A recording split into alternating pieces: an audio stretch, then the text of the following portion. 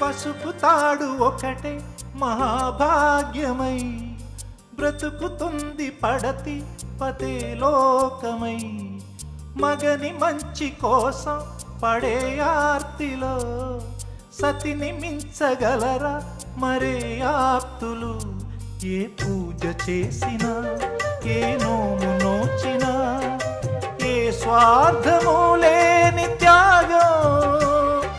భార్యగా రూపమే పొందగా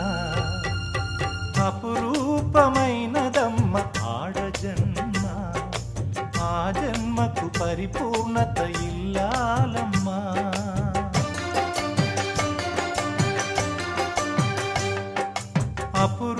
అపురూపమైనదమ్మ ఆడజన్మ ఆ జన్మకు పరిపూర్ణ